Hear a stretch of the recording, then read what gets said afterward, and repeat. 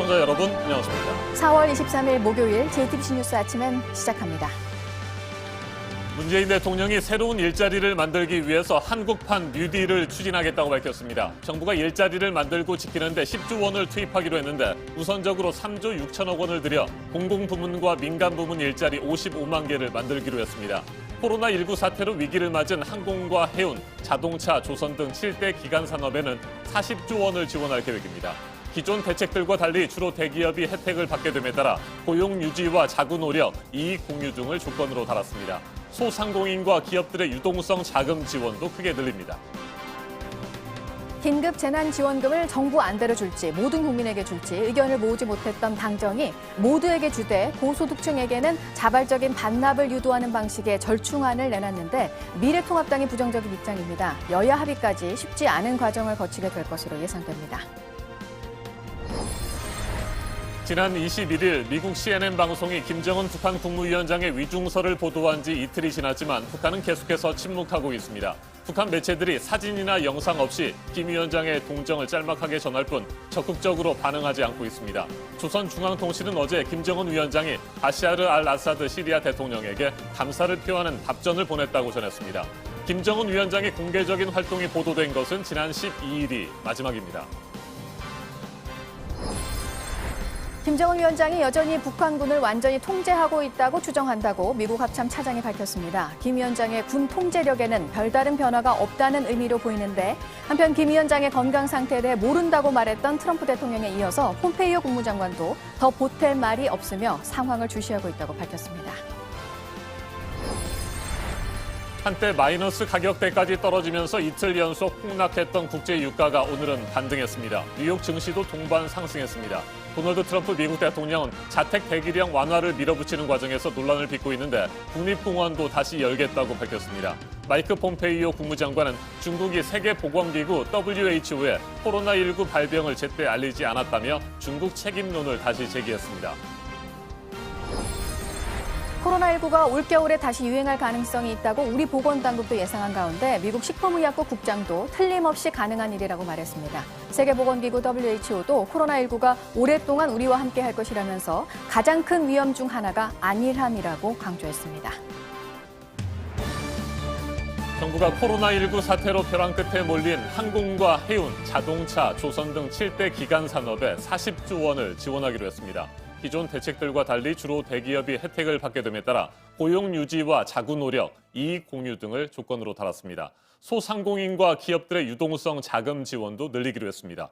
문재인 대통령은 새로운 일자리를 만들기 위한 한국판 뉴딜 정책을 적극 추진하겠다고 밝혔습니다. 네, 세계 대공황을 극복하기 위해 미국 정부가 추진을 했던 정책처럼 우리 정부도 일자리를 만드는 데 효과가 큰 대규모의 국가 사업들을 해나가겠다는 건데요. 가장 급한 걸 일자리로 보고 있습니다. 이번에 55만 명 규모의 긴급 일자리를 만들기로 했습니다. 어제 발표된 정부의 대책, 먼저 기간산업 지원 부분부터 보시겠습니다. 이서준 기자입니다. 5차 비상경제회의에서는 기간산업의 위기와 고용 충격에 신속히 대처하고 국민의 일자리를 지키기 위한 특단의 대책을 결정합니다. 우선 항공, 중공업 등 기간 산업에 40조 원을 투입하기로 했습니다. 세금을 지원하는 대신 조건을 붙였습니다. 지원받는 기업들에게 상응하는 의무도 부과하겠습니다. 고용 총량 유지와 자구 노력, 이익 공유 등의 장치를 마련하겠습니다. 소상공인과 기업의 자금 유동성을 지원하는 금융지원자금의 규모도 늘렸습니다. 1차와 2차 비상경제회의에서 100조 원을 발표했는데 여기에 35조 원을 더하기로 한 겁니다. 문재인 대통령은 이번 경제위기를 이겨낼 방안을 한국판 뉴딜로 규정하기도 했습니다. 관계부처는 대규모 국가 프로젝트로서 이른바 한국판 뉴딜을 추진할 기획단을 신속히 준비해 주기 바랍니다. 문 대통령은 또 대책들을 위한 3차 추경과 입법을 신속하게 추진하라고 지시했습니다. 그러면서 특히 국회를 향해 대승적인 합의로 신속한 결정을 해달라는 당부를 전하기도 했습니다. JTBC 이서준입니다. 외환 위기 때를 연상케 하는 대규모 공공 일자리 사업도 추진됩니다. 55만 개의 일자리를 만들게 됩니다. 프리랜서나 무급 휴직자들에게도 많게는 150만 원이 긴급 지원됩니다. 송지혜 기자가 보도합니다. 정부는 일자리를 만들고 지키는데 10조 원을 넣기로 했습니다. 우선 3조 6천억 원을 들여 공공부문과 민간부문 일자리 55만 개를 만듭니다. 지난해 신규 취업자의 2배 가까운 규모입니다. 먼저 청년층을 위해 집에서 업무를 할 수 있는 일자리를 10만 개 만듭니다. 출근하지 않고 온라인으로 도로나 작물처럼 각 부처에서 필요한 데이터를 쌓도록 한다는 겁니다.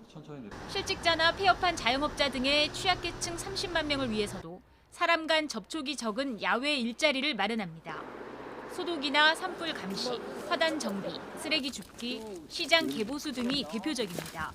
급한 불을 끄는 데 상당히 도움이 될 수 있다 생각이 되고요. 플러스 고부가 가치 일자리로 갈 수 있는 직업 훈련까지 이렇게 좀 확충이 되면 코로나19로 매출이 급감한 영세 자영업자나 고용보험 사각지대에 있는 프리랜서, 대리 운전기사, 무급 휴직자 등 93만 명에겐 월 50만 원씩 최대 3개월간 긴급 고용안정 지원금을 지급합니다.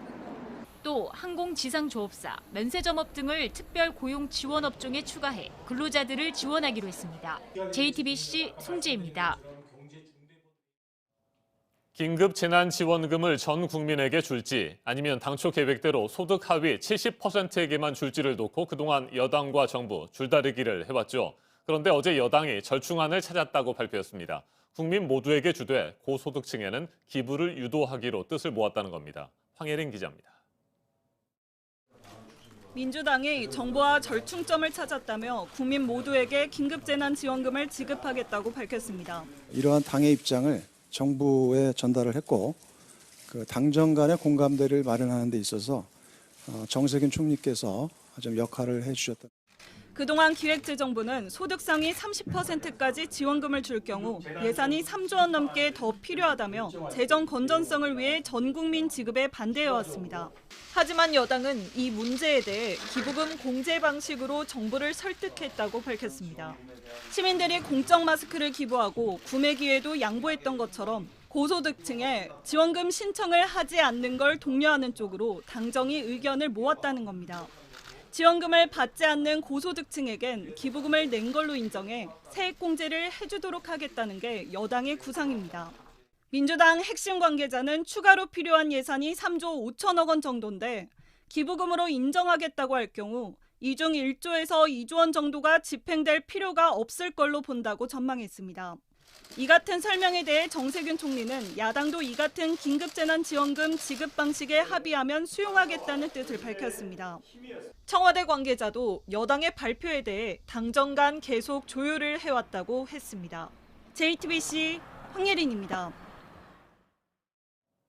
지난 21일 미국 CNN 방송이 김정은 북한 국무위원장의 위중설을 보도한 지 이틀이 지났지만 북한은 계속해서 침묵하고 있습니다. 조선중앙통신을 비롯한 북한 매체들이 사진이나 영상 없이 김 위원장의 동정을 짤막하게 전할 뿐 적극적으로 반응하지 않고 있습니다. 김정은 위원장의 공개 활동이 보도된 것은 지난 12일이 마지막입니다. 송승환 기자입니다. 조선중앙통신은 어제 김정은 국무위원장이 바샤르 알아사드 시리아 대통령에게 감사를 표하는 답전을 보냈다고 전했습니다. 지난 20일 조선중앙TV에선 김 위원장이 디아스카넬 쿠바 주석의 생일을 축하하는 내용이 보도됐습니다. 생일 60돌을 맞는 주석 동지에게 가장 열렬한 축하와 동지적 인사를 보냅니다. 김 위원장이 건재하다는 걸 보여주려는 보도인데 모두 사진이나 영상은 없었습니다. 하지만 김 위원장이 공개 활동을 하지 않는다고 해서 심각한 문제가 있다고 단정할 수는 없습니다. 김 위원장은 2014년 9월 3일 모란봉악단 공연을 관람한 뒤 한동안 자취를 감췄습니다. 다시 등장한 건 41일 뒤인 10월 14일인데 지팡이를 짚고 있었습니다. 당시 국정원은 해외 의료진을 불러 발목 무혹 제거 수술을 받았다고 했습니다. 2018년 남북 정상회담과 이듬해 하노이 북미 정상회담 전후에도 2주에서 4주가량 두문불출했습니다. 당시 신변 이상설이 나오자 북한은 김 위원장의 시찰이나 회의 모습을 공개했습니다. JTBC 송승환입니다. 김정은 국무위원장의 건강 이상설과 관련해 북한이 이처럼 명확한 입장을 계속해서 밝히지 않고 있는 가운데 미국 존 하이튼 합동참모본부 차장은 김정은 위원장이 여전히 군을 완전히 통제하고 있다고 추정한다 이렇게 말했습니다. 마이크 폼페이오 국무장관은 말을 아끼면서 신중한 태도를 보이고 있습니다. 노진호 기자가 보도합니다. 존 하이튼 미국 합참차장은 현지 시간 22일 언론 브리핑에서 김정은 위원장의 군 통제력에 이상이 없다고 설명했습니다. 김 위원장이 북한을 완전히 통제하고 있다고 보느냐는 질문에 그렇게 보지 않을 이유가 없다고 답한 겁니다. Jong-un is still in full control of the Korean nuclear forces and the Korean military forces. I have no reason not to assume that. 하이튼 차장은 구체적인 추정 근거에 대해서 설명은 하지 않았습니다. 같은 날 마이크 폼페이오 국무장관은 말을 아끼며 더욱 신중한 태도를 보였습니다. 이상설 관련 질문에 북한에서 일어나고 있는 일을 긴밀하게 주시하고 있다며 그 이외에 더할 것이 없다고만 답했습니다. 이는 하루 앞서 말을 아낀 트럼프 대통령과도 맥을 같이 합니다. These are reports that came out and we don't know. I've had a very good relationship with him. I wouldn't, I can only say this, I wish him well. 김 위원장의 이상설과 관련해 우리 정부는 북한 내부에서 특이 동향이 감지되지 않고 있다고 설명했습니다. JTBC 노진호입니다. 한때 마이너스 가격대까지 떨어지면서 이틀 연속 폭락했던 국제 유가가 오늘은 반등했습니다. 뉴욕 증시도 동반 상승했습니다. 도널드 트럼프 미국 대통령은 자택 대기령 완화를 밀어붙이는 과정에서 논란을 빚고 있는데 국립공원도 다시 열겠다고 밝혔습니다. 마이크 폼페이오 국무장관은 중국이 세계보건기구 WHO에 코로나19 발병을 제때 알리지 않았다며 중국 책임론을 다시 제기했습니다. 워싱턴을 연결합니다. 임종주 특파원, 국제 유가가 일단 폭락세를 멈췄군요. 네, 오늘 뉴욕 상업거래소에서 6월 인도분 서부 텍사스산 원유는 1배럴에 13.78달러에 거래됐습니다. 하루 전보다 19% 올랐습니다. 6월물 브렌트유도 상승해서 1배럴에 20달러 선에서 거래되고 있습니다. 이란 고속 단정에 대한 트럼프 대통령의 공격 경고가 지정학적 불안을 불러 유가를 자극한 측면이 있다고 외신은 분석하고 있습니다. 뉴욕 증시도 동반 상승했습니다. 다우존스 산업지수는 2%가량 올랐고 S&P 500과 나스닥 지수도 모두 2% 넘게 상승했습니다. 네, 미국 내에서는 현재 자택 대기령을 완화하는 문제를 놓고 논란이 이어지고 있잖아요. 이 같은 상황에서 트럼프 대통령 국립공원도 다시 열겠다고 밝혔죠. 네, 그렇습니다. 트럼프 대통령은 백악관에서 열린 지구의 날 행사에서 코로나19 확산 방지 차원에서 폐쇄되어 있는 국립공원의 문을 다시 열겠다고 밝혔습니다. 직접 들어보겠습니다. I'm pleased to announce that in line with my administration's guidelines for opening up America again, we will begin to reopen our national parks and public lands for the American people to enjoy. 트럼프 대통령의 오늘 발언은 자택 대기령 완화 시점과 방법을 놓고 논란이 일고 있는 가운데 나온 것입니다. 트럼프 대통령의 공화당 소속 주지사가 있는 조지아와 사우스캐롤라이나주 등 몇몇 주들은 자택 대기령을 완화하거나 완화 방침을 잇따라 밝히고 있습니다. 그러나 해당 지역뿐만 아니라 보건 전문가 사이에선 검사와 추적 역량이 확충되기 전에 경제활동을 섣불리 재개하는 것은 위험하다며 잇따라 경고의 목소리를 내고 있습니다. 이런 가운데 트럼프 대통령은 60일간 영주권 발급을 중단하는 이민 제한 행정명령에 오늘 서명하겠다고 밝혔습니다. 자, 그리고 코로나19 대응을 위한 추가 예산 지원 법안이 미국 상원을 통과했습니까? 네, 미 상원을 통과한 추가 예산 지원 법안은 중소기업과 병원 지원 등에 초점이 맞춰져 있습니다. 규모는 4,800억 달러, 우리 돈 약 600조 원에 이릅니다. 만장일치로 상원에서 처리된 법안은 하원으로 넘어가 하루 뒤 표결에 붙여질 전망입니다. 네, 마이크 폼페이오 국무장관, 중국의 코로나19 은폐 문제를 또다시 거론했다고요?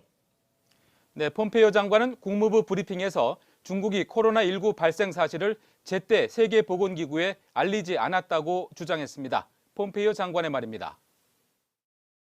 We strongly believe that the Chinese Communist Party did not report the outbreak of the new coronavirus in a timely fashion to the World Health Organization. 폼페이오 장관은 또 중국이 바이러스의 위험성을 은폐했고 중국 전역으로 퍼질 때까지 한 달 동안 인간 대 인간 감염 피해를 보고하지 않았다고도 주장했습니다.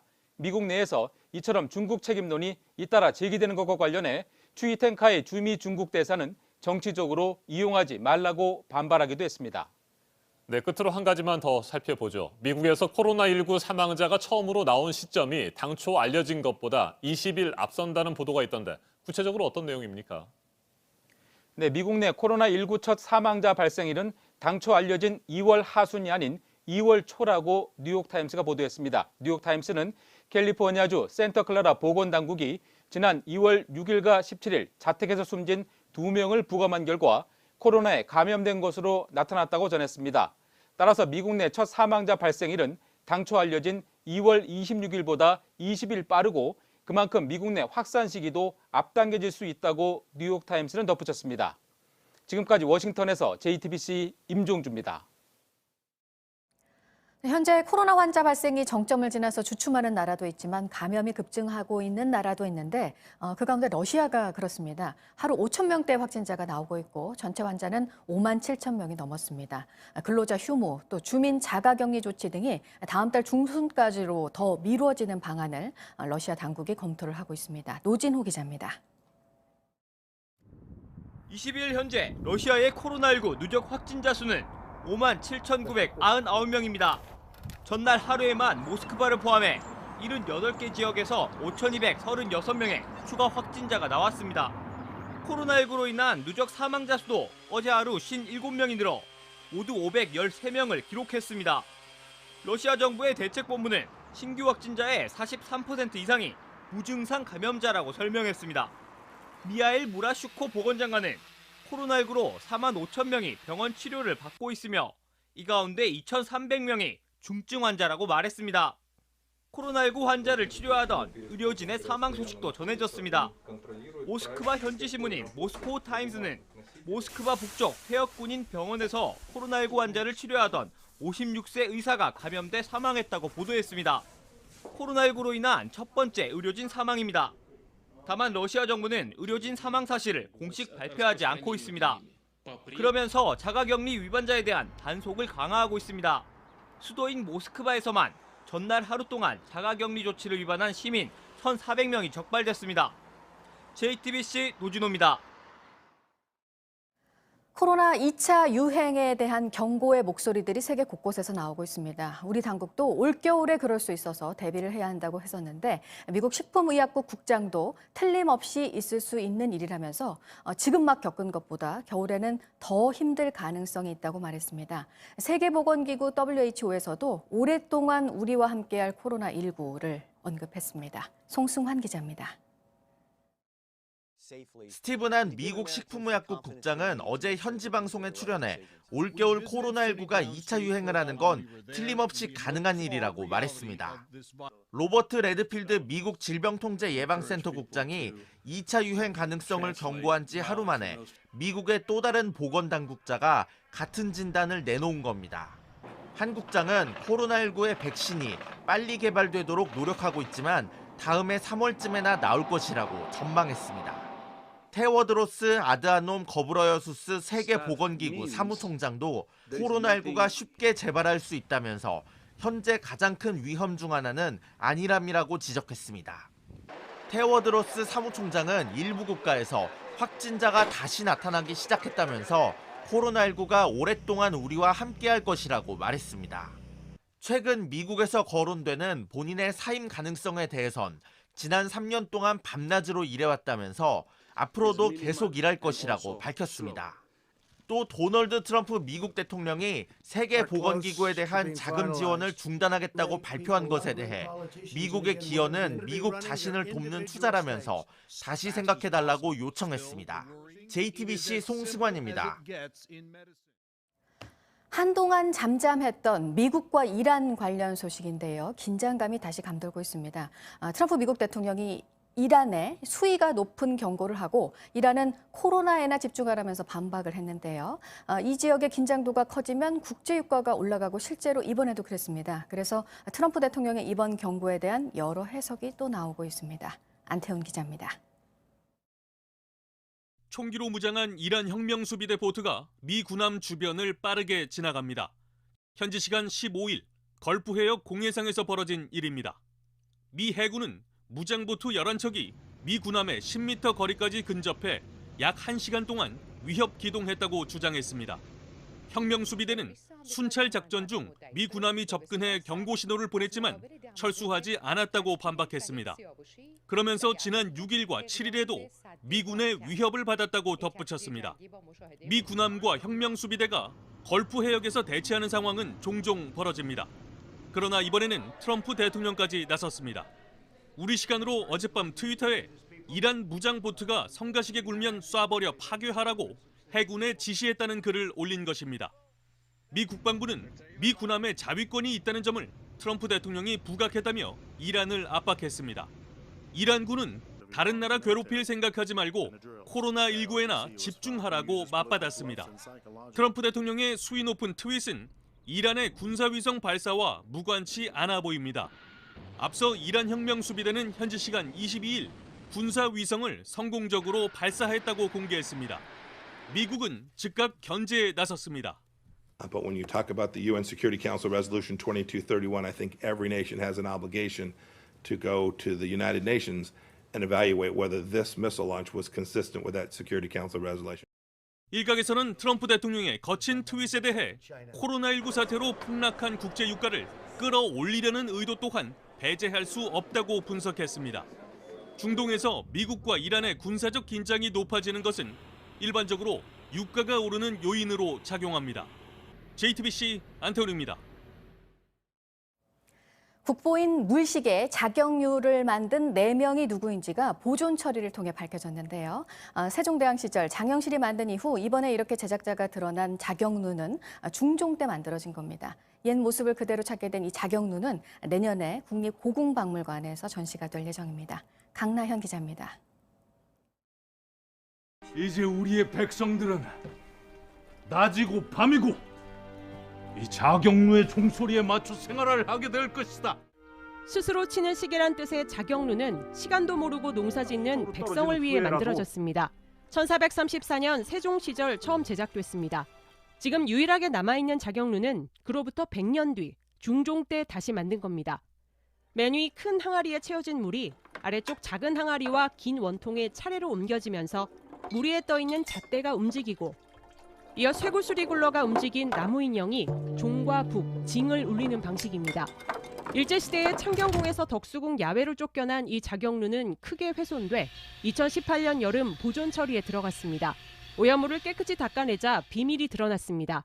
자경루를 만든 12명 가운데 새겨놓은 글자가 닳아버려 누군지 제대로 알 수 없던 나머지 4명의 이름이 정확히 드러났습니다. 표면에 새겨진 용 문양은 3차원 스캔 등을 통해 펼쳐봤더니 왼쪽 오른쪽이 약간 다르고 그 위에 구름 문양도 겹쳐져 있었습니다. 미리 조각한 문양을 순서대로 붙여 만든 것으로 추정됩니다. 가장 큰 항아리 표면에 써있던 제작 시기는 이번 보존 작업으로 본래 빛깔인 은백색을 되찾았습니다. 옛 모습을 말끔히 찾은 자경루는 이르면 내년부터 경복궁에 있는 국립고궁박물관에서 전시됩니다. JTBC 강나현입니다. 코로나19에 감염이 돼서 치료를 받고 완치가 됐는데 다시 확진 판정이 나오는 사례들 정부가 계속해서 주시를 하고 있습니다. 그래서 퇴원을 하고 일정 기간 뒤에 다시 검사를 하게 하는 지자체들도 있는데요. 그런 사회가 또 나왔습니다. 10대 환자입니다. 보도국 연결해서 알아보겠습니다. 이재승 기자, 이번에는 완치되고 8일 만에 재확진이네요. 네, 정부는 최근에 코로나19가 완치된 뒤에 다시 확진되는 사례가 지속되자 격리 해제 이후에 이 상황을 좀 관리를 강화한다라는 이런 내용을 밝혔었는데요. 그런데 어제 또다시 재확진 사례가 나타났습니다. 서울 종로구에 사는 15살 여성이 어제 양성 판정을 받고 서울대 병원에 입원했습니다. 이 여성은 지난 3월 24일에 확진 판정을 받은 뒤 약 3주 만인 지난 14일에 완치 판정을 받았는데요. 하지만 이후 집에 머무르던 중에 다시 의심 증상이 나타나서 재검사를 받았고 두 번째 확진 판정을 받았습니다. 이 여성은 영국을 다녀온 뒤 확진 판정을 받은 이 종로구 확진자의 가족인데요. 이 보건당국은 이 환자가 코로나19에 새롭게 감염됐는지 아니면 체내에 남아있던 바이러스가 또 검출된 것인지를 조사하고 있습니다. 아프리카에서 코로나19는 아무래도 더 위험이 큽니다. 치료 체계가 충분하지가 않으니까요. 지금 상황이 어떤가요? 네, 이 아프리카에서 코로나19 누적 확진자 수가 2만 5천 명을 넘어섰습니다. 사망자도 1,200여 명을 기록하고 있는데요. 아프리카 질병통제예방센터가 현지 시간 22일자로 밝힌 내용입니다. 이집트와 남아프리카 공화국, 모로코의 누적 확진자가 각각 3,000명을 넘겼고 그 다음으로 알제리가 2,800명 순입니다. 코로나19 상황이 심각해지면서 남아프리카 공화국 정부는 국내 총생산의 10%에 해당하는 5천억 랜드, 우리 돈으로 33조 원가량의 대규모 지원책을 발표하기도 했습니다. 이어서 세계기상기구 WMO가 올해 전 세계 이산화탄소 배출량이 6% 감소할 것으로 예상했다라는 소식입니다. 패트리 탈라스 WMO 사무총장은 코로나19 위기가 온실가스 배출에 영향을 미쳤다면서 연간 기준으로 2차 세계대전 이후에 최대의 감소폭이 될 것이다 라고 이렇게 설명했습니다. 다만 이 같은 감소는 일시적인 것으로 지속적인 기후 대응 활동을 대체할 수는 없다라고 덧붙였습니다. 이 밖에 새로운 소식은 8시 이후에 다시 연결해서 전해드리겠습니다. 지금까지 아침엔 지금 JTBC 이재승입니다. 이번에는 오늘 아침 체크해봐야 할 뉴스들을 분야별로 살펴보겠습니다. 먼저 정치 분야입니다. 더불어민주당이 다음 달 7일 21대 국회를 이끌게 될 첫 원내대표를 선출합니다. 오는 27일과 28일 이틀 동안 후보자 등록을 받고 다음 달 6일 초선 당선인들을 대상으로 후보자 합동연설회도 개최합니다. 미래통합당은 민주당 원내대표 선출 다음 날인 5월 8일에 원내대표를 선출하기로 잠정 결정했습니다. 다만 김종인 비상대책위원회 체제로 전환하기로 한 만큼 비대위원장의 입장에 따라 선출 일정은 조정될 수도 있습니다. 도널드 트럼프 미국 대통령이 한미 방위비 분담금에 대해 한국이 제시한 금액을 거절했다고 최근 밝힌 가운데 어제 한국과 미국 국방부가 화상으로 고위급 회의를 열고 이 문제를 논의했습니다. 분담금 규모에 대한 입장차가 큰 상황에서 양국은 협상이 공정하고 상호 동의 가능한 수준에서 타결돼야 한다는 점을 강조한 것으로 전해졌습니다. 제주도가 이번 코로나 여파로 관광에서 어떤 타격을 받았는지 수치가 나왔는데요. 지난달 3월에 이곳을 찾은 관광객이 내국인의 경우 지난해에 비해 53%, 외국인은 97%가 줄었습니다. 서비스업에서만 15,000명이 일자리를 잃은 것으로 조사됐습니다. 서울 서초 신반포 15차 재건축 조합이 오늘 시공사를 선정하기 위한 총회를 엽니다. 100명 가까이 모일 것으로 예상이 되고 있는데 앞서 서초구청은 사회적 거리 두기 기간으로 연장된 다음 달 5일 이후로 총회를 미룰 것을 요구했었습니다. 현대중공업이 오늘 하루 모든 공장의 가동을 멈추고 안전 점검을 합니다. 최근 잇따라 있었던 재해 사고 때문인데요. 노동자가 문에 끼이는 사고로 한 명은 숨지고 한 명은 위중한 상태입니다. 오늘 안전 점검 뒤 내일 생산을 재개한다는 계획입니다. 계속해서 사회 분야 뉴스입니다. 어제 저녁 8시 54분 강원도 동해시 북동쪽 102km 해역에서 규모 2.1의 지진이 발생했습니다. 동해 먼바다에서 지진이 발생했고 규모도 작아서 피해는 없는 것으로 보입니다. 제약업체가 대학병원 교수들에게 수백만 원 상당의 불법 리베이트를 제공한 정황을 경찰이 포착하고 수사를 진행하고 있습니다. 특정 의약품 처방을 대가로 제약회사로부터 뒷돈을 챙긴 혐의를 받고 있는 한 대학병원 성형외과 교수 3명이 우선적으로 불구속 입건됐습니다. 갑질, 폭행 등의 혐의로 구속돼 수감 생활을 하고 있는 양진호 한국미래기술 회장이 추가 구속영장 발부 결정에 불복해 대법원에 재항고를 했지만 기각됐습니다. 이에 따라 양 회장은 오는 6월 4일까지 구속 상태에서 재판을 받게 됐습니다. 네, 어제 지구의 날 프란치스코 교황이 한 말은 신은 항상 용서를 하지만 자연은 절대 용서하지 않는다는 스페인의 격언이었습니다. 자연을 해치면 그 결과는 참혹할 것이라고 말했습니다. 영화 사냥의 시간이 오늘 넷플릭스에서 공개가 되는데 온라인으로 관객과의 대화도 진행을 합니다. 앞서 코로나 여파로 넷플릭스행을 선택을 했지만 해외 판매 대행사와의 갈등으로 법정 공방까지 갔었는데 양측의 원만한 합의로 전 세계 관객들과 만나게 됐습니다. 배우가 확진 판정을 받아서 공연이 중단됐었던 뮤지컬 오페라의 유령 공연이 오늘부터 다시 시작이 됩니다. 재개 이유에 대해서 공연 예술인들의 생존을 오페라의 유령 측은 말했습니다. 공연장의 방역을 철저하게 하겠다고 밝혔습니다. 한국은행이 오늘 1분기 경제 성장률 소포치를 발표하는데요. 앞서 국내외 경제 연구기관들 그리고 IMF와 S&P 등이 올해 우리나라 경제 성장률을 마이너스로 봤습니다. 한국은행도 마이너스 전망에 동참할 것으로 예상됩니다.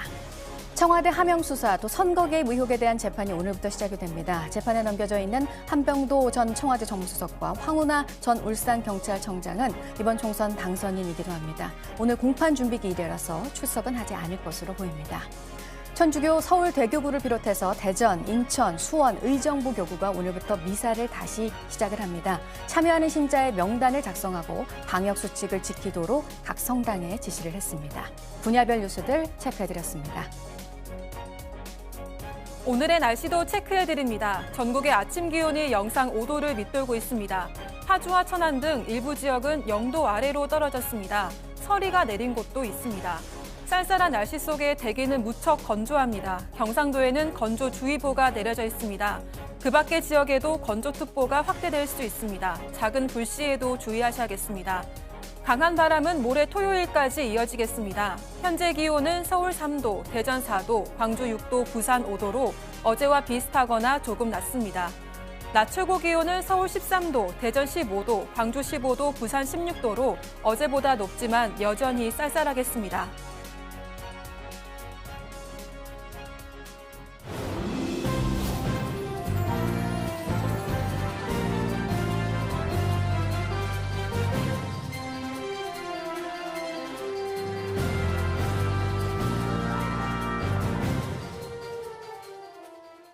어제 있었던 정경심 교수 재판에서 검찰이 녹취 파일을 공개했습니다. 딸 조모 씨의 서울대 의전원 면접 준비와 관련한 공주대 김모 교수의 육성이 담겼습니다. 검찰은 체험활동 확인서를 허위로 써준 김 교수가 조 씨에게 구체적으로 어떻게 거짓말을 해야 하는지 알려준 거라고 주장했습니다. 김 교수는 확인서를 써준 게 후회된다고 증언했습니다. 이도성 기자입니다. 네가 다행히 영어를 잘해서 발표를 맡았고 그래서 공동저자로 들어갔다고 하고 이걸 찾아보면 나올 거야. 이제 인터넷에서 논문 제목을 알았으니까. 상은 못 받았지만 상까지 받았다면 사람들이 이것도 안 믿을 거야. 어제 열린 정경심 동양대 교수의 자녀 입시 비리 혐의 등에 대한 10번째 재판에서 검찰이 공개한 녹음 파일 내용입니다. 정 교수의 친구인 공주대 김모 교수가 딸 조모 씨에게 서울대 의전원 면접에 대비한 답변을 알려준 겁니다. 함께 있던 정 교수가 2013년 8월 직접 녹음했습니다.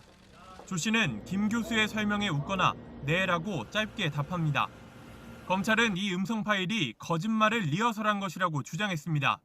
논문에 이름을 게재할 만한 활동이 없었기 때문에 면접 때 이를 설명하기 위해 말을 맞춘 것이란 취지입니다. 김 교수는 검찰이 특별한 체험 활동도 한 게 없는데 확인서를 써준 걸 후회된다고 진술한 게 맞냐고 묻자 맞다면서 생각 없이 도장을 찍었구나 하고 후회했다고 답했습니다. 그러면서 연구실에서 허드렛 일한 것을 좋게 쓴 것일 뿐이라고 말했습니다. 또 당시 논문을 작성한 대학원생 최모 씨도 증인으로 나와 조 씨를 보기도 전에 교수 지시로 이름을 올렸다고 증언했습니다.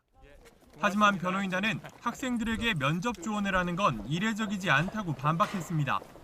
지난해 조 씨의 체험이 허위라는 논란이 불거지자 정 교수 측은 사실이 아니라고 부인했고 공주대도 자체 조사를 벌여 문제가 없었다는 결론을 냈습니다. 하지만 담당 교수의 증언이 조사 결과와 배치되는 모습이라 다시 논란이 이어질 걸로 보입니다. JTBC 이도성입니다. 조국 전 법무부 장관의 동생 조건 씨에게 검찰이 중형을 구형했습니다.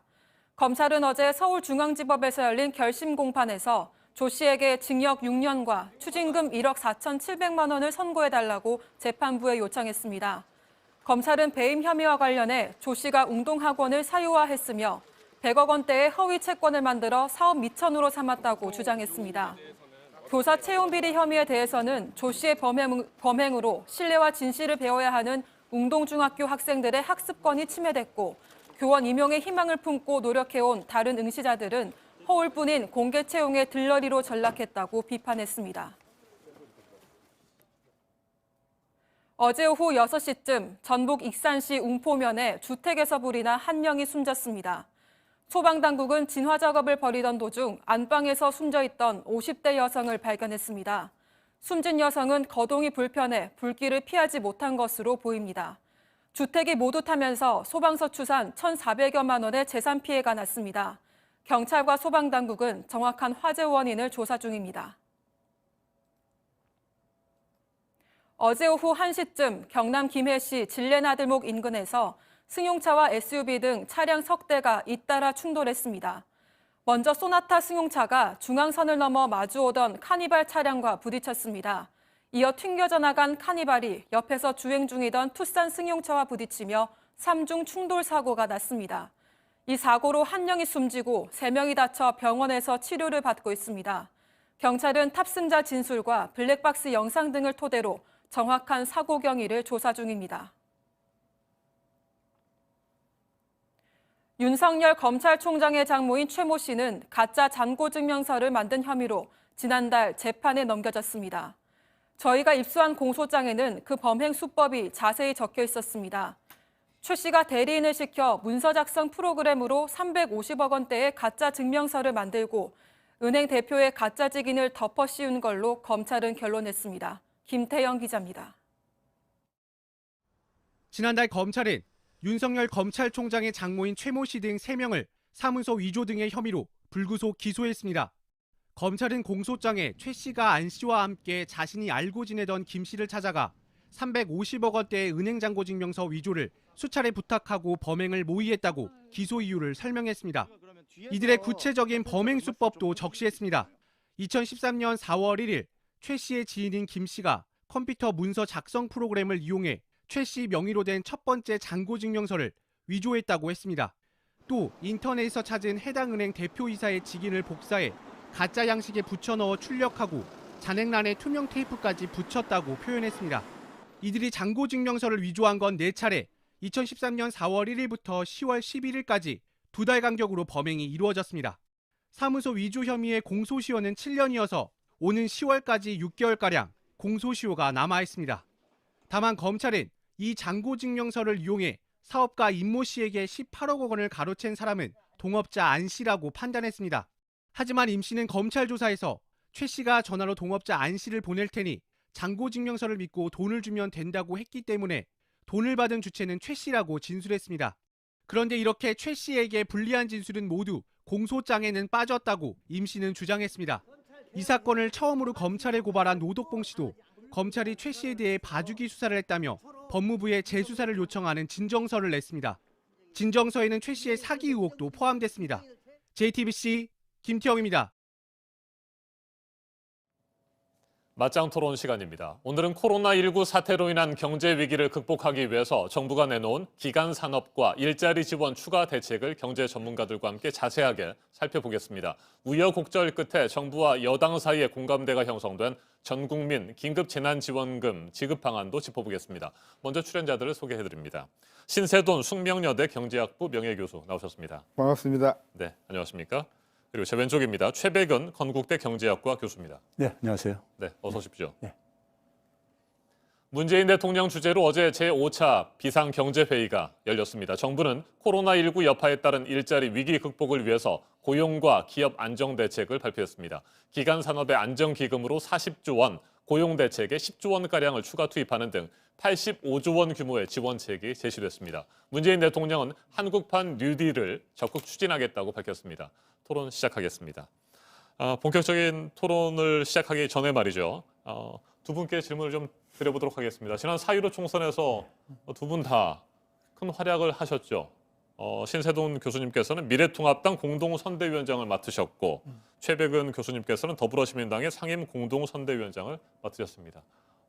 두 분 모시고 여기에서 맞짱 토론 여러 차례 진행을 했었는데 저도 깜짝 놀랐거든요. 네, 현실 정치에 뛰어드신 이유는 제가 쉽게 생각했을 때는 두 분께서 생각하시는 보수와 진보 경제 정책들을 총선 공약에 포함시키고자 하는 그런 의지 때문이 아니었나 이렇게 생각이 드는데 실제로 현실 정치에서 맞닥뜨려서 여러 가지 활동들을 해보시니까 어떠셨는지 궁금하거든요. 먼저 신 교수님.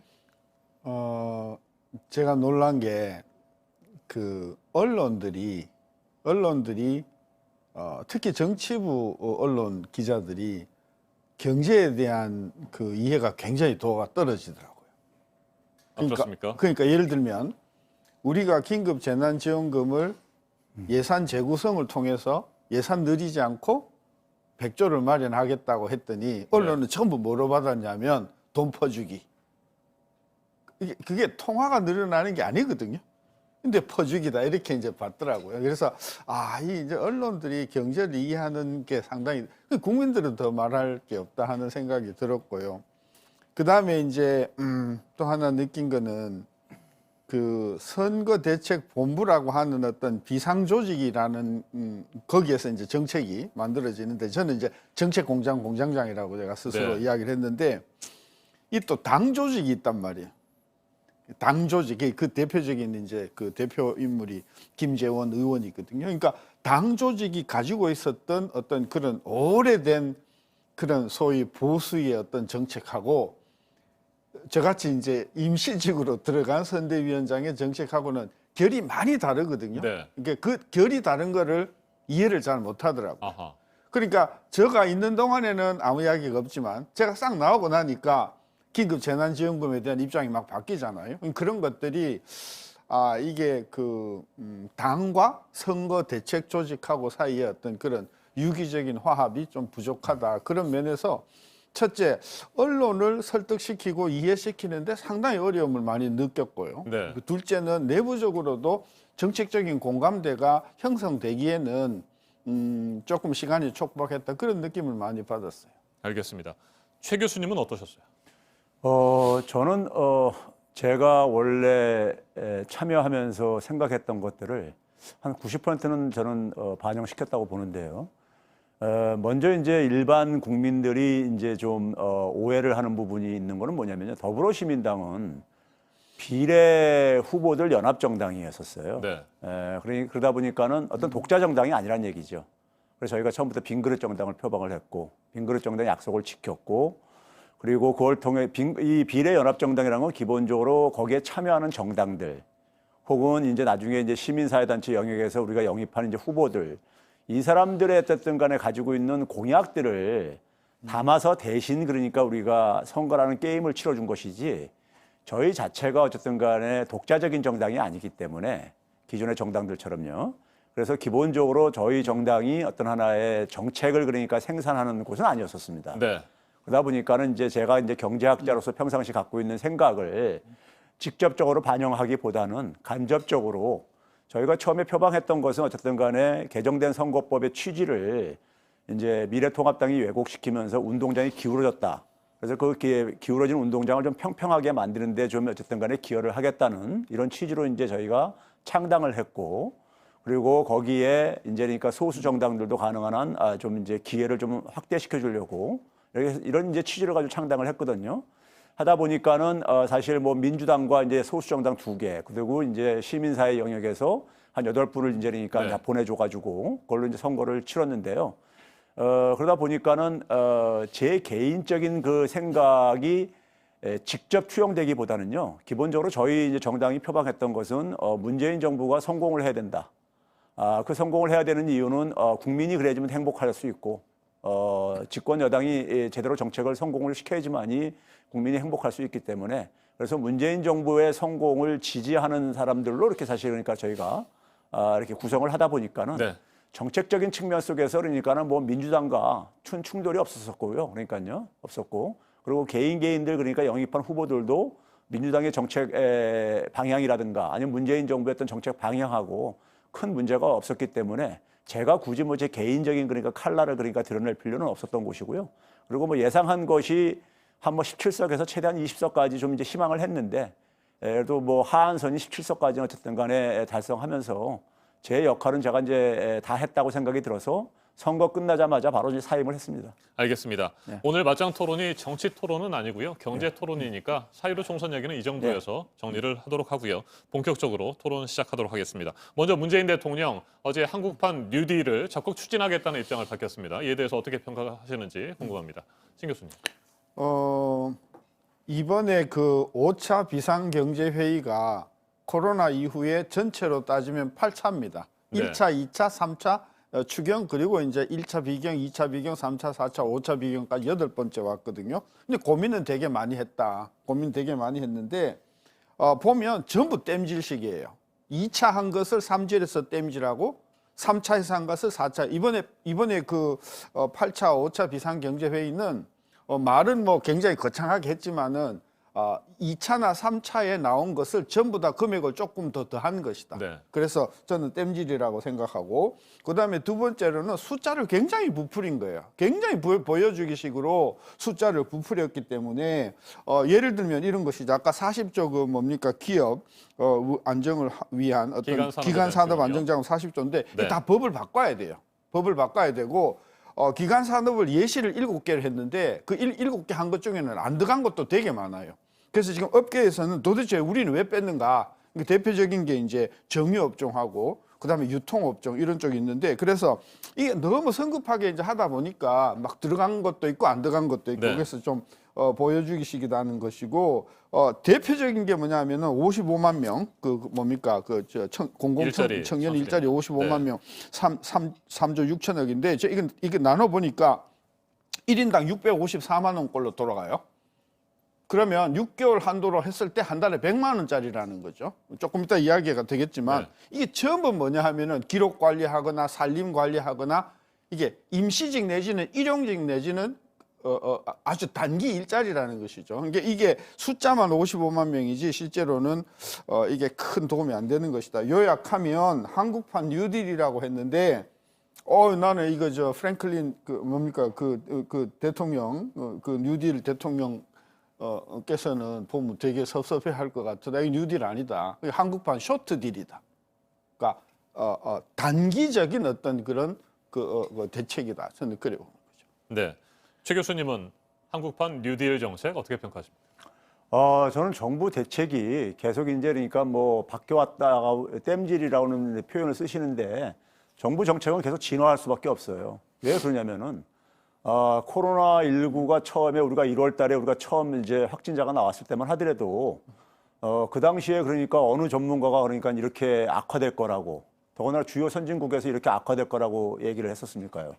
사실 저 같은 경우만 사실 초창기부터 추경 편성 불가피하다고 제가 얘기를 했었는데 근데 이제 대부분이 그러니까 이렇게 이제 악화되리라고 생각을 못 했죠. 네. 그리고 지금 더군다나 뭐냐면은 4월 달에 우리나라 수출이 지금 한 25%가 줄어들 걸로 지금 예상을 하고 있는데 그만큼 해외 경제 환경이 굉장히 악화되고 있어요. 선진국가들이요. 선진국가들의 성장률을 보시게 되면 뭐 대표적으로 미국 같은 경우와 선진국가에서 가장 성장률이 높을 거라고 예상하는 2.3%를 전망을 네. 했었는데 마이너스 5.9% 추락을 예상을 하고 있습니다. IMF에서요. 그러면 그만큼 그러니까 그 경제 충격이 그러니까 굉장히 지금 엄중하다는 얘기예요. 그러니까 해외 경제 환경이 나쁘니까 수출이 우리나라 이제 직격탄을 맞을 수밖에 없고 수출이 직격탄을 맞게 되면요. 우리나라 수출의 주력 산업이 이제 제조업이다 보니까 제조업이 직격탄을 맞는 거예요. 거기다가 우리나라 마지막 보루인 대기업들의 주력 사업이 또 제조업입니다. 그렇기 때문에 이 해외 세계 경제 환경의 이런 엄중한 현실은 사실 국가 비상 경제 상황이라고 해도 이거는 그러니까 전혀 이제 그러니까 우리가 무색하지 않은 얘기고요. 그런 점에서 제조업 충격은 그러니까 제조업 충격에서만 끝이지 않습니다. 네. 전방위적으로 다 미칠 수밖에 없어요. 우리나라는 제조업에 대한 의존도가 굉장히 높은 산업 구조를 갖고 있기 때문에요. 그런 점에서 지금 이제 그러니까는 뭐 3차 추경도 그러니까 이미 얘기가 나올 정도로까지 경제 상황은 그러니까 계속해서 이제 그러니까 우리가 진화해 갈 수밖에 없다고 보고 있고요. 그리고 이번에 이제 그러니까 우리가 이 땜질식 처방이라고 이제 신 교수님이 잠깐 표현을 하셨는데 아까 얘기했듯이 기간 산업을 그러니까 우리가 이 방어하기 위해서 기간 산업 안정자금 같은 경우도 사실 그러니까 이것도 그러니까 우리가 국회에서 어떤 법을 어쨌든 간에 좀 통과시켜줘야 되는 거예요. 네. 그러면 이거는 그러니까 사실 지금 이 상황은 저는 대명제가 뭐냐면요. 야당에서 사회 재난 같은 것은 정치 쟁점화시키면 안 됩니다. 이건 그러니까 국가적인 재난이기 때문에요. 그런 점에서 국회 통과시켜주고 빨리빨리 통과시켜주면서 미흡한 부분은 오히려 그러니까는 보완 대책을 오히려 보완을 해서 내놓음으로써 정부가 그러니까는 혹은 관료들이 좀 생각하지 못하는 부분을 보완 대책을 내놔가지고 오히려 그러니까 이 재난을 그러니까 빨리 극복할 수 있는 이런 차원에서 접근을 해줘야 되는 것이고요. 뉴딜이라고 표현한 것은 이제 그러니까 코로나 이후도 이제 그러니까 코로나19 이후에 대해서 우리가 준비를 해야 되거든요. 네. 이제 그런 점에서 이제 그러니까 일정한 이제 뒤에서 말씀드리겠지만은 대책들이 담겨 있기 때문에 소위 말해서 디지털 뉴딜이라고 얘기를 하는 게 이제 바로 그런 부분입니다. 그러니까 오프라인 생태계에서 이제 디지털 생태계로 이제 그러니까 급격하게 경제 활동이 이동할 수밖에 없다고 많은 전문가들이 얘기를 하고 있어요. 그럼 이제 그것까지 내다보고 이제 그러니까는 지금 준비를 하고 있다는 점에서 뉴딜은 맞죠. 예. 알겠습니다. 신 교수님께서 정부의 정책이 땜질식이다 이렇게 비판을 하시니까 최 교수님께서는 아니다. 경제 정책이라는 것은 진화할 수밖에 없다. 이 말은 다시 보면 문제가 있으면 수정하고 발전시키면 된다. 뭐 이런 답변이신 것 같습니다. 이에 대해서 제 말로 하시겠습니까? 제가 이해를 위해서 우리나라 경제 GDP가 작게 잡으면 1,500조거든요. 네. 근데 그거는 부가가치란 말이에요. 그 매출은 얼마냐? 통상 부가가치 4배를 잡아요. 그러면 우리나라가 1년에 거래되는 매출은 줄 잡아서 6천조쯤 돼요. 자, 6천조 경제에서 코로나가 매출에 얼마만큼 타격을 줬을 것인가? 10% 줬다고 합시다. 600조입니다. 그러면 처음에 3월 달에 우리가 이제 그 비대위를 구성하고 자, 우리나라 전체 매출이 6천조인데 10%만 코로나로 타격을 입었다고 가정하더라도 손실은 600조에 관한 것이다. 그래서 우리 당에서는 처음서부터 240조를 3월 달 말에 냈어요. 네. 그게 3월 달 말입니다. 정부의 지금 8차에 걸쳐서 나온 대책이 지금 200조 조금 넘었어요.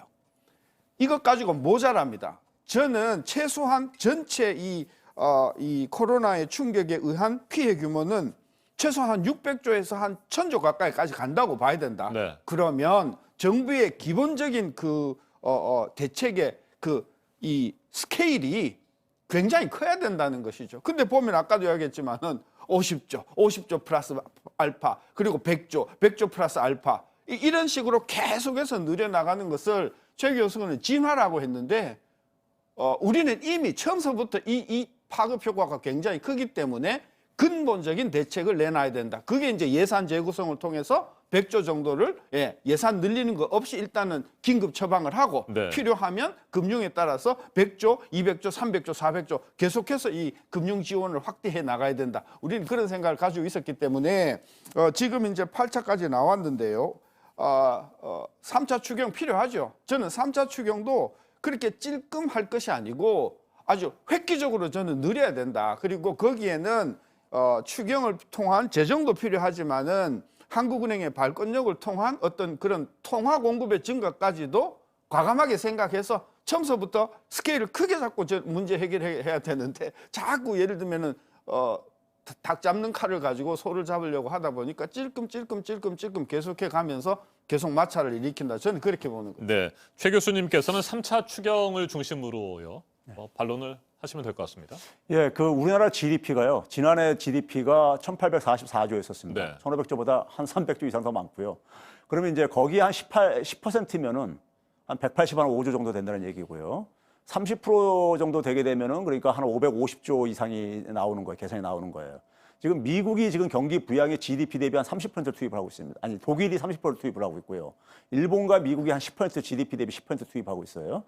저도 신 교수님하고 동의하는 부분 중에 한 가지는 추경 지금 규모는 굉장히 우리가 미흡하게 잡고 있다. 최소한 저는 한 200조 이상은 잡아야 된다고 봐요. 네. 예, 그런 점에서는 이제 그러니까 뭐 인식은 저는 같다고 보고 있고요.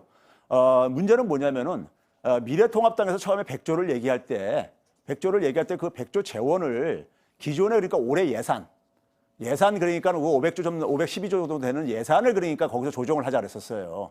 근데 제가 늘 이제 방송에서 얘기했듯이 100조 어디에서 100조를 조정할 수 있느냐. 그 구체적인 안을 제시를 하면서 그러니까 조정 가능한 예산이 100조가 어디가 있는지를 제시를 하면은 그러니까 그것도 수용할 수 있는 것이고. 네. 그게 뭐 그러니까 무조건 되고 조정하라고 해놓고 나서 근데 조정할 수 없는 부분들이 굉장히 많거든요. 경직성 예산도 굉장히 많고 또 그다음에 코로나19와 관계없이 어쨌든 간에 지출돼야 되는 예산도 굉장히 많이 있단 말이에요. 근데 그건 이제 구체적인 그러니까 방식을 내놔야 되는 것이고요. 그다음에 이제 그러니까 나머지 그러면 예를 들어서 600조를 얘기할 때 500조 정도 더 필요하다 이렇게 생각할 수 있는데 저도 한국은행 발권력 동원 처음부터 주장했던 사람이에요. 오히려 신 교수님 오히려 그것에 대해서 발권력 동원에 대해서 오히려 조심스럽게 오히려 접근했던 분입니다. 한국은행 발권력 동원이라는 것은 선진국가들이 그러니까 중앙은행 발권력 동원하는 거. 제가 그래서 한국판 양쪽 하나가 필요하다고 얘기를 합니다. 그리고 재정의 그러니까 국가 부채 비율도 지금 한 40%에서 관료들이 막으려고 하고 있는데 이것도 한 60%까지 증가할 각오를 해야 된다. GDP 대비. 왜 그러냐면요. 지금 이 상황이 우리가 전대미문의 상황이에요. 전대미문의 상황이기 때문에 그런 점에서 그러니까는 재정을 어떻게 그러니까 그것을 만약에 우리가 그래서 그렇게 많이 필요하다면은 저는 야당이 만약에 거기에 동의를 해준다면 그 문제는 저는 아무 문제가 없다고 봐요. 그래서 3차 추경을 그러니까 예를 들어서 최소한 200조 이상 편성하는 것에 대해서 동의해주고 한국은행이 그러니까 발권력 동원을 해가지고 가계 소득 지원이라든가 기업들 유동성 지원이라든가 아니면 기간 산업들 그러니까 예를 들어서 이 소위 말해서 이 뉴딜 산업들 같은 경우 지원하는 네. 이런 부분에 적극적으로 저는 개입을 해야 된다고 봐요. 그걸 동의해주면 저는 별 아무 문제 없다고 생각합니다. 알겠습니다. 저희가 시간은 많지 않는데 그래도 한 가지 꼭 짚어봐야 할 이슈가 있어서 질문을 드리고 마무리하도록 하겠습니다. 긴급재난지원금 문제입니다. 당초 계획대로 소득 하위 70%에게만 줘야 된다라고 하는 것이 정부의 입장이었었는데 민주당은 다른 생각이었었고요. 결국에는 의견이 좀 조율이 된 모양입니다. 전 국민에게 주되 고소득층에게 자발적인 기부를 유도하도록 하는 방안이 된 것 같은데 이에 대해서 어떻게 생각하시는지 두 분의 말씀을 좀 들어보도록 하겠습니다. 신 교수님. 당초 이제 그 미래통합당의 생각은 전 국민 이런 게 아니고 코로나로 피해를 입은 자영업자, 소상공인, 그다음에 특수고용직, 그리고 뭐 알바, 택배 그런 분들의 소득이 작년에 비해서 얼마만큼 줄었는가 그 준 금액의 일정 비율, 예를 들면 60%면 60%를 지원하자는 게 그게 오리지널 아니었어요. 네. 그 돈을 조달하기 위해서 이제 그 예산을 조금 이렇게 돌려서 이제 하자는 것이었어요. 근데 이제 민주당에서는 이제 70% 안이 나왔어요. 그러면서 70%의 기준을 건강보험료라고 딱 공포를 한 거예요. 그래서 건강보험료가 얼마나 문제가 있는 것인가 하는 부분에서 이제 우리 당에서는 건강보험료 기준으로 70% 하는 것보다는 차라리 다 주는 게 낫다라고 이제 우리가 4월 5일 날 전 국민 1인당 50만 원 해서 이제 안을 냈었던 것이죠. 이제 그것을 보고 이제 저 여당에서도 그 70% 하위 70%를 100%로 바꿨어요. 바꾸고 이제 그 전 국민에게 준다 이제 이렇게 했는데 근본적인 차이는 우리는 전 국민 100%를 주되 그 예산을 건드리지 않고 예산 그 구성을 바꿔서 준다. 네. 예산 하나도 안 늘린다. 국채 하나도 발행 안 한다. 그게 우리 안이었어요. 그런데 이제 여당에서는 다 준다는 거 받았지 않냐. 우리하고 똑같다고 하는데 그게 아니고 그쪽은 국채를 발행하자는 네. 거고 우리는 공무원 봉급을 줄인다든지 뭐 줄일 거 줄여가지고 한 29조에 해당되는 금액을 가지고 주자는 거였거든요. 근데 이번에 안 나온 거 보니까 그 질병관리본부인가요? 거기에 일하셨던 그 목숨을 내놓고 일하셨던 의료진들의 급여나 보수는 깎고 알겠습니다. 공무원들은 하나도 안 깎고 네. 이거는 아니었다는 자발적인 기부를 유도한다는 부분에 대해서 어떻게 그 생각하세요? 부분에 대해서는 우리는 그럴 필요가 없다는 것이죠. A 쪽으로 쓸 돈을 B 쪽으로 이렇게 돌렸기 때문에 그럴 필요는 없다는 거죠. 물론 당내에서는 다 주되 네. 뭐 걷자 뭐 세금으로 다시 환수하자 그런 이야기가 소수 있긴 했었습니다만은 본질적으로는 재정을 이렇게 돌려서 쓰는 거니까 그 문제는 네. 중요한 문제가 아니었어요. 최 교수님 의견 듣겠습니다. 예, 먼저 미래통합당의 이 안은 그러니까 사실 제가 볼 때 통일된 안이 없어요. 지금 신 교수님이 얘기하는 것도 미래통합당 안하고는 좀 거리가 있고요. 신 교수님 자신이 먼저 뭐냐면 처음에 40조로 국채 발행하자고 이런 얘기를 했었어요. 선거대책본부장 취임하면서요. 그 안은 그러니까 뭐 쑥 들어가 버렸고 그리고 나서 이제 한 26조를 가지고 이제 50만 원씩 다 주자.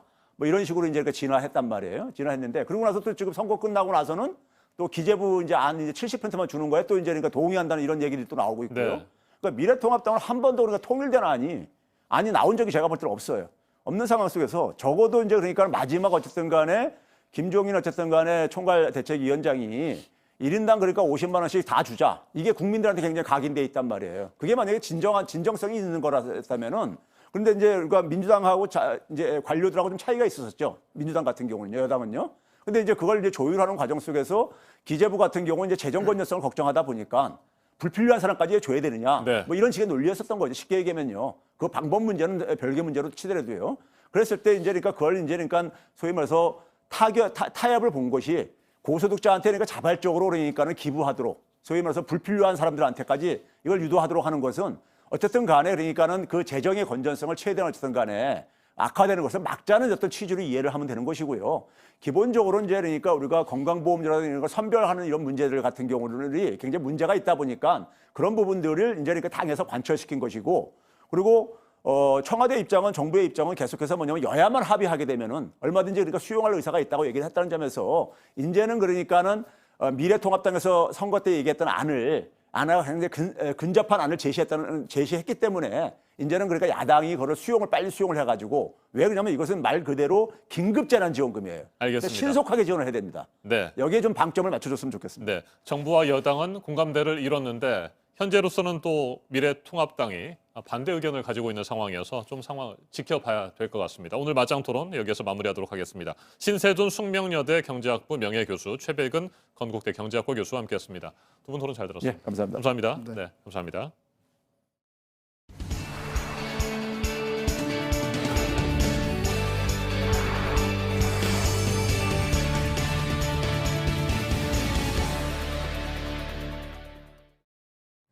원정 성형이라는 게 있습니다. 그런데 태국에서 수술을 받고 부작용에 시달리고 있는 피해자들이 있어서 전해드리려고 하는데요. 전영희 기자가 취재했습니다. 골반 부위에서 고름이 흘러나옵니다.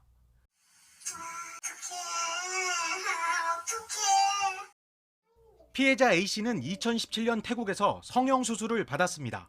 홍보성 글들이 되게 쏠깃한 글들이었고 하지만 염증이 생기고 피부가 썩는 부작용을 겪었습니다.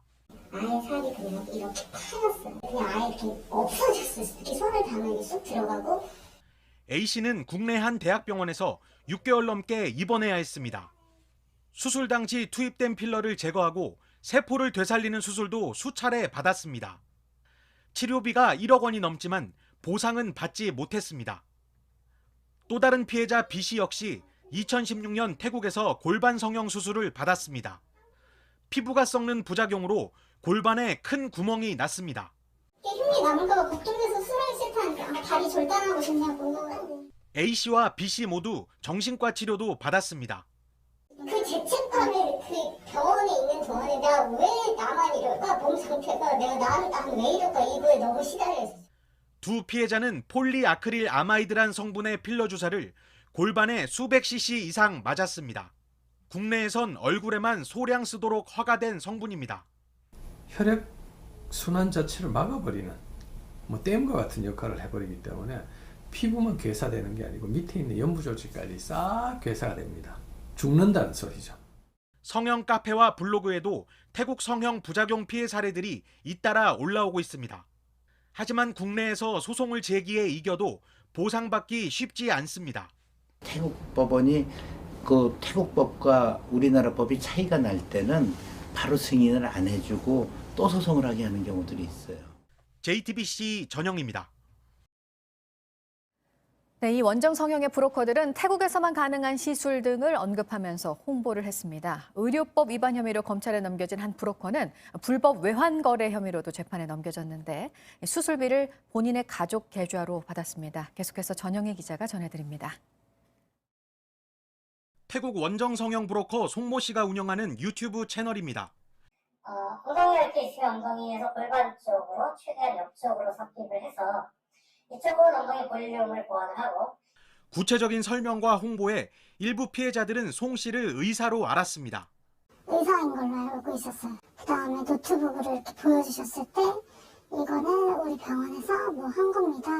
송 씨는 소셜미디어에서도 태국 원정 수술을 적극 광고했습니다.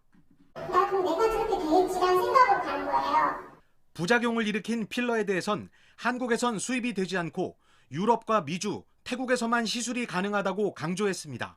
현행의료법에서는 의료인이 아니면, 의료기관이 아니면 의료에 관한 광고를 하지 못하도록 하고 있고, 성남중앙경찰서는 이달 초 송 씨를 의료법 위반 혐의로 검찰에 넘겼습니다. 송 씨는 외환거래법 위반 혐의로도 이미 기소된 것으로 확인됐습니다. 수술비 등을 태국 병원 계좌가 아닌 자신의 국내 가족 계좌로 받았기 때문입니다. 서울세관 조사 결과 송 씨가 불법으로 외환을 거래한 이른바 환치기 규모만 80억 원이 넘습니다. 송 씨는 일부 혐의를 인정하면서도 현지 병원에 정식 고용된 통역 직원으로 부작용은 사전에 고지했다고 해명했습니다.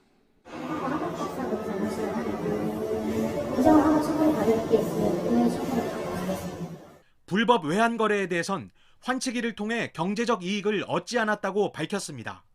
JTBC 전영입니다.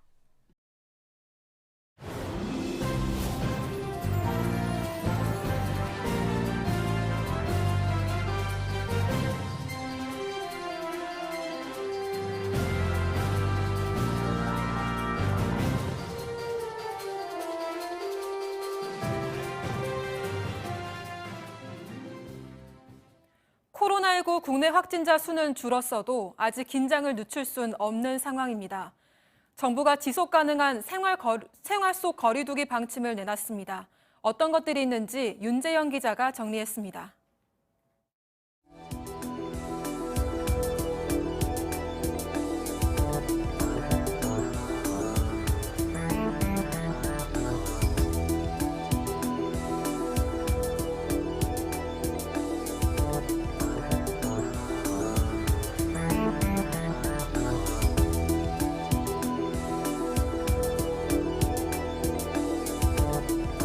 정부가 내놓은 생활 속 거리두기 개인 수칙의 초안입니다. 손 씻기와 기침 예절 등 기본적인 내용도 포함됩니다. 학교나 회사 같은 집단은 방역 관리자를 지정해야 합니다. 관리자는 구성원의 건강 상태를 매일 확인하고 증상이 있으면 쉬거나 검사를 받게 합니다. 코로나19 사태 장기화가 예상되면서 정부는 사회적 거리두기가 끝난 뒤에도 이런 형태의 생활 속 거리두기를 준비하고 있습니다. 문제는 지침의 실효성입니다. 대부분 권고 사항이지만 몇몇 수칙은 반드시 지켜야 하는 쪽으로 검토 중입니다. 핵심적인 수칙들에 대해서는 어느 정도 강제할 필요성이 있다고 보고 있기 때문에 인센티브나 페널티 등의 법령 개정안도 논의를 하고 있는 상황입니다. 금요일인 내일 대중교통이나 결혼식 등 상황별 구체적인 집단 수칙도 공개됩니다. JTBC 윤재영입니다. 방심하면 안 된다는 걸 보여주는 사례도 나왔습니다. 잘 쓰던 마스크를 잠깐 벗고 휴게실에서 커피를 마셨다가 3차 감염으로 이어졌습니다. 구석찬 기자입니다. 출입이 통제된 부산 한 고등학교입니다. 교내에선 방역이 한창입니다. 행정실 직원 58살 A씨가 지난 19일 딸과 함께 코로나19 확진 판정을 받은 겁니다. A씨의 딸은 부산의료원 간호사로 확진자들을 돌보다 코로나19 확진 판정을 받았습니다. 보건당국은 딸이 방호복을 벗는 과정에서 바이러스에 노출된 뒤 A씨도 감염된 것으로 보고 있습니다. 그리고 어제 A씨의 동료인 환경미화원 71살 B씨가 추가로 확진됐습니다. 부산시는 이 학교 전 교직원 81명을 대상으로 확진자들과 접촉했는지를 파악하는 전수조사에 들어갔습니다. A씨는 평소 마스크를 잘 쓰고 다닌 것으로 확인됐습니다. 이 때문에 교회와 투표소 등에서 수백 명을 만나고도 아직까지 A씨의 학교 밖 동선에서는 감염자가 나오지 않았습니다. 하지만 잘 쓰던 마스크를 학교에선 잠깐씩 벗은 사실이 드러났습니다. 휴게 공간을 갖고 있었답니다. 그래서 거기에서 커피를 마시거나 담소를 나누면서 A씨가 잠시 마스크를 벗은 순간 B씨가 바이러스에 노출된 것으로 추정되고 있습니다. 잠시 방심한 사이 3차 감염이 일어난 겁니다. 보건당국은 마스크의 위력을 제대로 보여준 사례라며 감염 예방 수칙을 꼭 지켜야 한다고 강조했습니다. JTBC 구석찬입니다. 미국 CNN 방송이 지난 21일 김정은 북한 국무위원장의 위중설을 보도했죠. 이틀이 지났지만 북한은 적극적으로 반응하지 않고 있습니다. 북한 매체들은 김 위원장의 간략한 동정을 사진이나 영상 없이 전할 뿐입니다. 전 세계는 계속해서 평양을 주시하고 있습니다. 이 같은 상황에서 북한의 혈맹으로 불리는 중국은 김정은 위원장의 건강 이상설을 어떻게 판단하고 있는지 궁금합니다.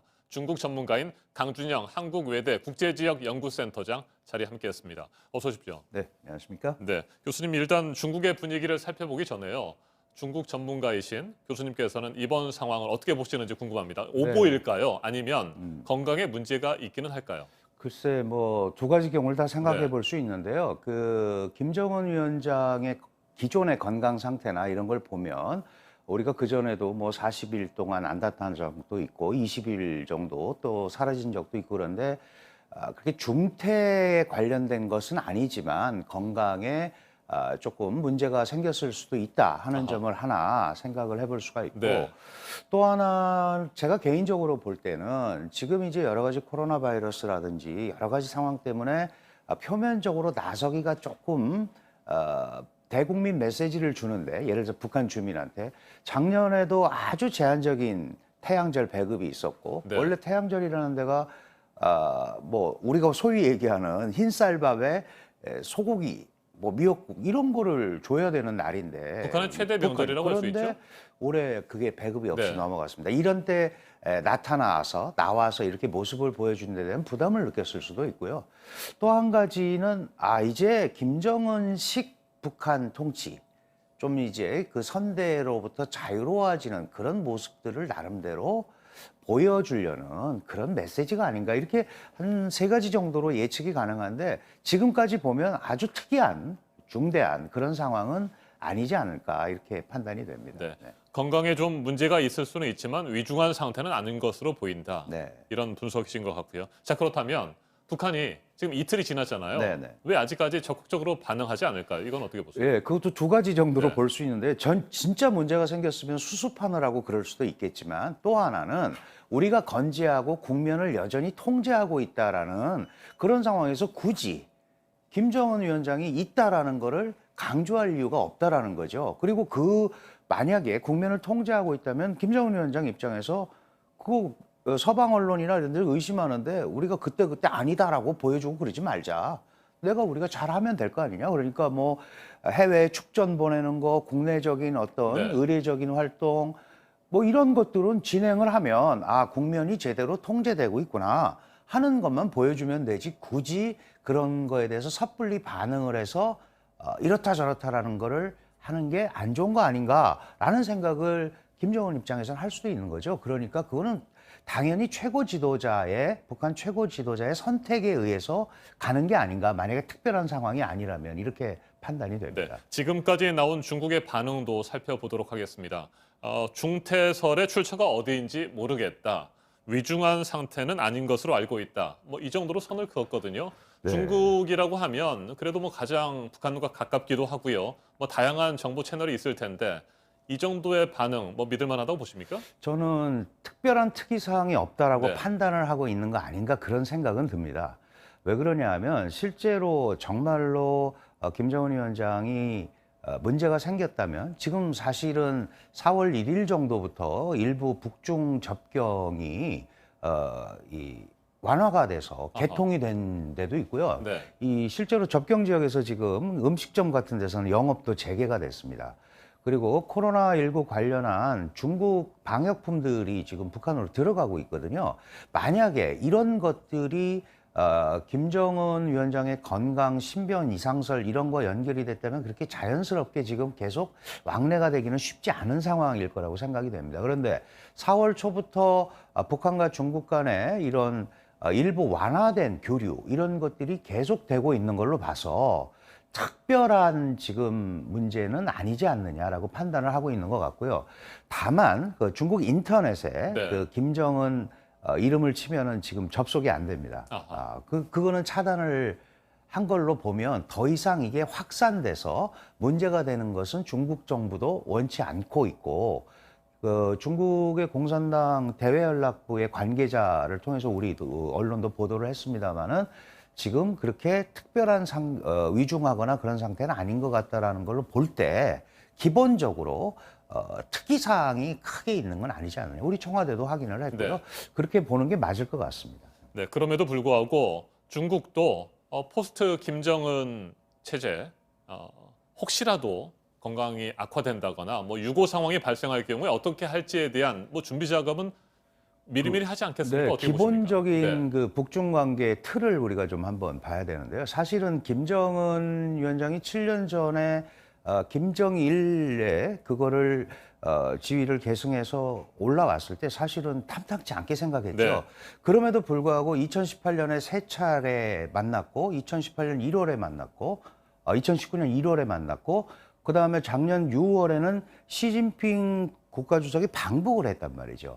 이런 전반적인 흐름을 보면 중국은 북한에 대한 영향력을 지속적으로 유지하면서 북한 정권이 유지되는 이 현상 유지를 생각하고 있는 겁니다. 네. 그런데 만약에 김정은 위원장의 신변에 이상이 생기면 그게 이제 유고 상황인데요. 이 유고 상황을 어떻게 처리할 거냐? 결국은 북한이라는 국가가 붕괴되거나 이런 것은 제일 중국이 원하지 않는 그런 현상 아니겠습니까? 네. 그렇다면은 북한 정권을 유지하는 쪽에 초점을 맞추는 전략을 짜고 있을 거다. 이렇게 봐야 될 것 같습니다. 알겠습니다. 한 가지만 더 살펴보겠습니다. 어제 일본 요미우리 신문이 이런 보도를 했습니다. 김여정 제1부부장, 그러니까 김정은 위원장의 여동생입니다. 김여정 부부장이 지난해 말부터 긴급시 김 위원장의 권한을 대행할 준비를 하고 있다 이런 보도였는데 궁금한 것은 중국 정부는 김여정 노동당 제1부부장을 어떻게 생각하고 있을까 하는 점입니다. 그렇죠. 지금 사실 백두혈통의 유일한 혈육이니까 뭐 북한 내부의 통치 시스템은 그럴 수밖에 없는데요. 지금 그런 김정은 위원장 나이가 36입니다. 그러니까 아직 그런 후계나 이런 거에 대해서 깊게 그렇게 흐름을 갖고 있지는 않을 것 같은데, 다만 김여정 위원장이 갔을 때 북한 내부에 김여정 부위원장이 유고시의 권력을 통제할 때 과연 내부 인원들이 김여정을 받들면서 갈 거냐, 이 부분은 또 전혀 다른 문제거든요. 그러니까 그런 부분에 대해서 지금 북한은 장기적으로 북한 정권의 생존에 있어서 확실한 버팀목으로 중국을 설정을 해놓고 있는 거고, 중국도 그 부분에 대해서는 동의를 하고 있는 거기 때문에 그런 부분에 대해서는 북한 정권의 유지라는 차원에서는 그게 김여정이 됐든 누가 됐든 정권의 유지 차원에서는 중국이 그런 쪽으로 자신들의 협조하는 국가인 북한, 영향력을 발휘할 수 있는 북한의 존재를 흐름을 가져가는 쪽으로 방향을 잡을 거다, 이렇게 봐야 될 것 같습니다. 알겠습니다. 일단 현재로서는 북한이 어떤 식으로든 김정은 위원장의 건강 이상설에 대해서 공식적인 입장을 밝힐 때까지는 지켜볼 수밖에 없는 것 같습니다. 그렇습니다. 네, 오늘 여기까지 듣겠습니다. 강준영 한국외대 국제지역연구센터장이었습니다. 말씀 잘 들었습니다. 고맙습니다. 김정은 위원장의 건강 이상설에 힘을 실었던 윤상현 국회 외교통일위원장은 북한의 상황이 수상하다는 주장을 이어갔습니다. 국회에서 간담회도 소집했지만 외교부 장관과 통일부 장관은 참석하지 않았습니다. 유한울 기자가 보도합니다. 정부는 윤상현 위원장이 소집한 국회 외교통일위 비공개 간담회에서도 북한 내부에 특이 동향이 없다는 기존 주장을 이어갔습니다. 김 위원장의 정상적인 업무 수행을 보도를 하고 있다. 하지만 윤 위원장은 특이 동향을 발견 못한 것 자체가 특이 동향이라면서 북한 이상설 주장을 이어갔습니다. 김정은 위원장 신변 안전에 문제가 있다라는 보도가 이어지면은 북한에서 어떤 반응이 나오는데 반응이 안 나온다. 이것도 특히 동향이다. 그러면서 김정은 위원장이 지난 15일 태양절에 금수산 태양궁전을 참배하지 않은 게 집권 후 처음이란 사실도 강조했습니다. 윤 위원장이 소집한 간담회엔 당초 강경화 외교부 장관과 김현철 통일부 장관이 참석할 걸로 알려졌지만 결국 오지 않았습니다. 여당에서도 이석현 의원만 참석했습니다. 나머지 여당 측 의원들은 들을 만한 내용이 없다고 판단했다고 불참 이유를 밝혔습니다. JTBC 유한울입니다. 네, 한동안 공연 취소 또 연기 소식을 전해드리다가 요즘은 다시 슬슬 움직임을 시작한 문화예술계 소식들을 전해드리고 있습니다. 하지만 그 여파는 좀 오래 갈 것 같은데요. 강유정 평론가와 오늘 이 부분 짚어보도록 하겠습니다. 어서 오세요. 네, 안녕하세요. 네, 공연이 그러니까 관객들과 직접 만나는 공연장에서의 공연이 뭐 앞서 오페라 유령 소식도 전해드렸지만 요즘 좀 시작이 되네요. 아무래도 조금은 또 확산세가 주춤한다. 그리고 한편으로 공연이라는 거는 현장 무대이기 때문에 뭐 무게한 연기한다면 결국은 사라지는 수밖에 없습니다. 그래서 조금씩 좀 재개를 서두르고 있는데요. 여러 가지 방안들은 마련돼 있습니다. 가령 오페라 유령 같은 경우는 23일부터 드라큘라 21일부터 재개를 했는데 뭐 공연장을 반만 채운다라던가 그러니까 방역 조건이 붙는 거죠. 맞습니다. 방역 조건이 붙기도 해서 좀 엄격한 조건 안에서 시작은 하고 있고요. 게다가 이제 오페라 유령 같은 경우는 배우 중에 2명이 또 좀 감염이 됐었던 상태였기 때문에 더 조심스럽게 시작하고 있는 상황이고. 뭐 출연은 당분간 하지 않는다 그러죠? 맞습니다. 네. 그래서 이제 아마 이렇게 조금씩 업계 상황들을 보면서 확산세가 지속되지 않으면 아마 이렇게 공연 예술 위주로 좀 조금씩 시작이 될 것 같은데 왜냐하면 5월이 가족의 달이기도 하지만 사실 공연 예술에 있어서는 가장 중요한 달이기도 해서 더 이상 좀 늦출 수 없다라는 업계 분위기가 좀 합의가 되었다고 할 수 있겠습니다. 네.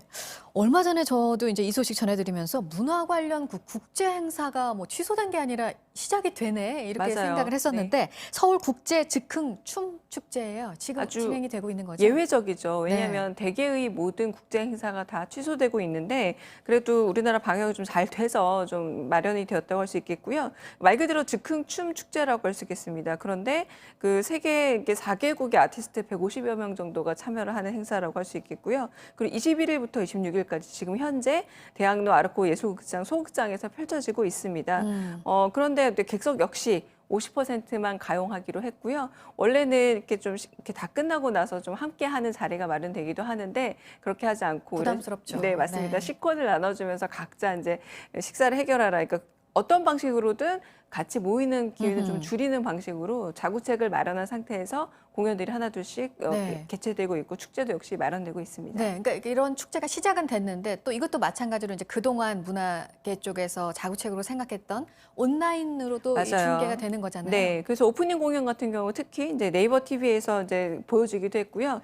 이제 여러 그냥 공연들은 유튜브에서 이제 방영이 돼서 이제 오후 7시 정도에는 볼 수 있게끔 해서 직접 와서 보신다기보다 참여하시는 분들은 직접 하고 있지만 네네. 관객분들은 온라인에서 충분히 즐길 수 있는 행사로 진행되고 있습니다. 네, 그런데 사실 이거는 몇몇 공연 얘기고 그 코로나 여파가 몇 달이었는데 이게 어떻게 단기간에 회복이 되겠습니까? 맞습니다. 네. 소극장들은 버티다 못해서 좀 문을 닫는 곳들이 요즘 많나 봐요. 왜냐하면 사실상 이제 공연 개막 편수를 좀 볼게요. 2월에는 33편이었는데 3월에는 11편입니다. 소극장 공연이. 소극장 결국에는 이 4월 1일부터 19일까지는 또 10편밖에 안 됐던 겁니다. 이 와중에 제작사와 그리고 한편으로는 이제 그 민간 극단에도 폐관이 영향을 미칠 수밖에 없는데 왜냐하면 소극장은 어떤 작은 공연료로 연극 혹은 공연을 열 수 있는 공간이다 보니 네. 이곳이 없어지게 되면 작은 규모로 열 수 있는 제작 그런 어떤 극단들 역시 공연할 장소가 없어지는데 네. 중요한 건 이미 좀 많은 업계들이 좀 타격을 입어서 소극장의 문을 닫았기 때문에 네. 앞으로의 영향이 당연히 좀 예상될 수밖에 없는 상황이다라고 말할 수밖에 없고요. 그러니까 소극장들의 문을 닫으면 그 여파로 또 영향들이 또 제작비 이어지는 부담이 거거든요. 올라가게 됩니다. 왜냐하면 네. 어차피 큰 극장은 좀 운영이 될 수 있지만 작은 극단 같은 경우는 큰 극단에 올리기에는 제작비 부담이 너무 크기 때문에 결국은 말 그대로 공중에 그냥 공연이 붕 떠버린 상황이 좀 마련돼서 한국연극협회라든가 여러 협회에서도 연극계 피해 규모가 좀 18억 원 정도로 추정이 되고 있어요. 그렇게 큰 규모 아니다라고 생각할 수도 있지만 이 소규모 어떤 제작 집단 그리고 한편으로 극단에는 굉장히 큰 규모의 손해라고 할 수 있고 그래서 이제 20억 원을 넘어가지 않을까라고 좀 대책 마련을 좀 강구하고 네. 있는 형편입니다. 공연 쪽 얘기를 먼저 해봤고 영화 쪽도 마찬가지로 개봉작들이 슬슬 나오고 있어요. 네, 조금씩 나오고 있는데 지금 그럼에도 불구하고 지난해 대비하면 87%나 감소한 수치예요. 근데 네. 지금 개봉하는 영화들을 보면은 조금 작은 영화들입니다. 왜냐하면 어차피 좀 큰 영화들 같은 경우는 워낙에 홍보비라던가 부대 비용이 많이 들기 때문에 부담이 많이 들지만 작은 영화들 같은 경우에는 좀 약간 작은 규모에서 만들기 때문에 그러니까 김수환 추기경의 어린 시절을 다룬 영화 저산 너머라는 작품이 이제 30일 개봉을 하고요. 그리고 시사회나 이런 간담회도 사실 굉장히 소규모로 치러지고 있습니다. 웬만하면 이제 주요한 인사들만 부르고 아니면 스크리너를 이제 배포한다던가 이런 방식을 취하고 있고요. 네. 그리고 3대 여중 축구부와 그리고 고 김수철 감독 이야기를 담은 슈팅걸스 역시 이제 시사회를 마쳤고 이제 곧 개봉을 하게 될 거로 여겨집니다. 그러니까 네. 언론 시사회도 마스크 분명히 해야 되고요. 근데 문제적인 건 결백이라든가 침입자 같은 작품들 이미 시사를 했지만 혹은 시사를 못하고 홍보 단계에서 멈췄던 작품들 큰 작품들은 좀 계류 중이어서 이 작품들이 실상 개봉을 해야 한국 영화계가 돌아간다라는 체감 효과가 나오지 않을까 싶습니다. 네.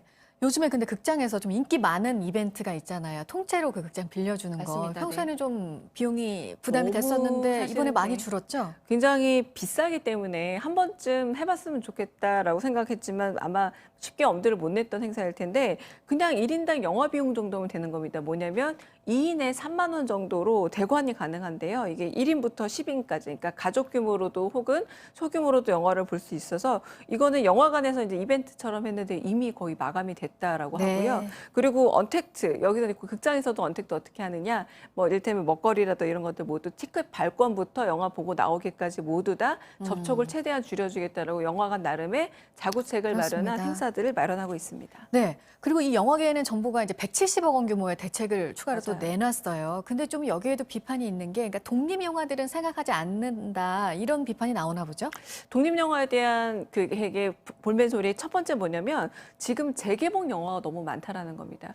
그러니까 영화관이 지금 새로운 영화들 제가 아까 말씀드린 큰 영화들을 개봉하지 않으면 그 공간을 그럼에도 불구하고 우린 마음을 먹고 하겠다라는 작은 영화들을 좀 줘야 되는데 흥행 수익이 인정되었던 입증되었던 재개봉 영화들로 채우고 있으니까 독립 영화들은 이 와중에 또 설 자리를 잃는다라고 볼멘 소리를 하고 있기도 하고요. 그래서 그런 부분에서 코로나19 사태로 인한 또 수입들이 전무한 상태에 이렇게 개봉까지 막혔다는 것에 대해서 좀 그런 부분에 어떤 비판적 목소리를 내고 있는 형편입니다. 알겠습니다. 여기까지 듣도록 하겠습니다. 강유정 평론가였습니다. 잘 들었습니다. 감사합니다. 네, 필리핀 교민들이 오늘은 우리나라로 들어옵니다. 제주항공 전세기가 잠시 뒤에 인천공항을 출발하는데요. 보도국 연결해서 알아보도록 하겠습니다. 이승기 기자, 오늘 저녁에 돌아온다고 하는데 앞으로 2번이 더 남았죠? 네, 그렇습니다. 제가 오늘 아침에 인천공항에 확인해 봤는데요. 잠시 뒤죠. 오전 8시 반에 제주항공 전세기가 인천공항을 이륙해서 필리핀 세부공항으로 향합니다. 이번 전세기에는 승객 없이 승무원만 태우고 갔다가 세부공항에서 교민 180여 명을 태우고 돌아올 예정입니다. 인천공항에 도착 예정 시간은 오늘 저녁 6시 30분가량입니다. 승객들은 출발 전에 세부공항에서 진행되는 발열 검사에서 체온이 37.5도 이하인 경우에만 탑승할 수 있습니다. 기내에서는 마스크를 착용해야 되고요. 인천공항 도착 후에는 코로나19 증상이 있는지를 검사를 받고 이상이 없을 경우에 자택으로 복귀해서 14일간의 자가격리 기간을 갖게 됩니다. 전세기는 28일과 29일에도 추가로 편성돼 있는데 국내외 사정에 따라서 변경될 수 있습니다. 네, 그리고 이런 소식도 있습니다. 미국에서 그 반려동물이 코로나19에 또 처음으로 감염이 됐다고 하는데 고양이라고요? 네, 그렇습니다. 고양이 2마리가 감염이 됐다라고 확인이 됐는데요. 이 고양이 중에 한 마리는 이 주인이 코로나19에 감염된 이후에 증세를 보이기 시작했습니다. 그리고 또 다른 한 마리는 코로나19 감염자가 없는 그런 가정의 고양이로 외부에서 감염된 것으로 추정되고 있습니다. 미국에서 반려동물이 코로나19에 감염된 것이 확인된 것은 처음인 것으로 전해졌는데요. 다만 지난달에 뉴욕주에 있는 브롱크스 동물원에서 호랑이와 사자 등이 감염된 사례가 있습니다. 그리고 코로나19 발원지인 중국 우한과 홍콩에서도 고양이가 코로나19에 감염된 사례가 보고됐습니다. 앞서 현지 시간 21일에 WHO는 코로나19가 이 동물에서 기원했을 가능성이 높다라고 주장하면서 이 바이러스가 어떻게 종관 장벽을 넘어서 동물에서 사람으로 왔는지는 분명하지 않다며 중간에 동물 숙주가 있을 것이라고 덧붙였습니다. 지금까지 아침 현지금 JTBC 이재승입니다. 전 세계가 사회적 거리두기에 힘쓰는 요즘, 지구는 이제야 본래대로 돌아가는 역설과 함께하고 있습니다. 사람의 활동이 줄어들면서 잠시나마 숨통이 트인 지구에서 동물의 세계에도 거짓말 같은 평화가 되살아났습니다. 권근영 기자입니다. 런던 교회의 주택가에서 사슴이 한가로운 한때를 보내고 있습니다. 한두 마리가 아닙니다. 사람이 다가가도 피하지 않습니다. My little girl thinks that Santa sent the reindeers because we're all locked down, so we can keep an eye on everyone and make sure everyone's safe. 영국 노퍽엔 염소떼가 찾아왔고 칠레 산티아고 거리엔 퓨마가 나타났습니다. 코로나19는 전 세계적 유행으로 사람들을 괴롭히지만 야생동물들에겐 새로운 질서를 불어넣었습니다. 도로에 소음이 줄자 새소리가 들리고 하늘은 맑아지고 물은 깨끗해졌습니다. 스모그를 뚫고 올라야 했던 중국 만리장성. 이젠 초록숲이 분명하게 보입니다. 우주에서 본 영상으로도 중국의 대기질이 넉 달 새 좋아졌음을 확인할 수 있습니다. 베이징뿐이 아닙니다. 파리 에펠탑 앞은 사람들이 몰리지 않게 되면서 그림 같은 풍경이 되살아났습니다. 뉴욕도, 밀라노도, 뉴델리도 차량 통행이 줄어든 세계의 대도시는 원래 그대로의 모습으로 돌아갔습니다. 관광객이 줄어든 베네치아의 운하는 맑아져 해파리가 보일 정도입니다. 사람의 활동이 줄어들자 잠시나마 쉴 틈을 얻게 된 지구. 코로나19의 폐허 속에 나타난 역설적인 평화입니다. JTBC 권근영입니다. 아침엔 뉴스워치. 오늘 하루 관심을 가지고 지켜봐야 할, 기억해야 할 뉴스의 끝으로 정리해드립니다. 문재인 대통령이 새로운 일자리를 만들기 위해서 한국판 뉴딜을 추진하겠다고 밝혔습니다. 정부가 일자리를 만들고 지키는데 10조 원을 투입하기로 했는데 우선적으로 3조 6천억 원을 들여 공공부문과 민간부문 일자리 55만 개를 만들게 됩니다. 코로나19 사태로 위기를 맞은 항공과 해운, 자동차, 조선 등 7대 기간 산업에는 40조 원을 지원할 계획입니다. 기존 대책들과 달리 주로 대기업이 혜택을 받게 됨에 따라 고용 유지와 자구 노력, 이익 공유 등을 조건으로 달았습니다. 소상공인과 기업들의 유동성 자금 지원도 크게 늘립니다. 긴급 재난지원금을 국민 모두에게 주고 대신 고소득층의 자발적인 반납을 유도하는 방식으로 여당의 방안이 나왔고 정세균 총리는 여야의 합의가 있으면 수용하겠다고 했는데 미래통합당이 부정적인 입장입니다. 합의가 쉽지 않을 것으로 보입니다. 한때 마이너스 가격대까지 떨어지면서 이틀 연속 폭락했던 국제 유가가 오늘은 반등했습니다. 뉴욕 증시도 동반 상승했습니다. 도널드 트럼프 미국 대통령은 자택 대기령 완화를 밀어붙이는 과정에서 논란을 빚고 있는데 국립공원도 다시 열겠다고 밝혔습니다. 마이크 폼페이오 국무장관은 중국이 세계보건기구 WHO에 코로나19 발병을 제때 알리지 않았다며 중국 책임론을 다시 제기했습니다. 코로나19의 올겨울 2차 유행을 미국 보건당국자가 또 언급했습니다. 식품의약국 국장은 지금 겪고 있는 것보다 겨울에는 더 힘들 가능성이 있다고 경고했습니다. 세계보건기구 WHO는 코로나19가 오랫동안 함께할 것이라며 안일함이 가장 큰 위험이라고 밝혔습니다. 오늘 전해드릴 소식은 여기까지입니다. 이상으로 JTBC 뉴스 아침엔 목요일 순서 모두 마치겠습니다. 건강한 하루 보내시기 바랍니다. 고맙습니다.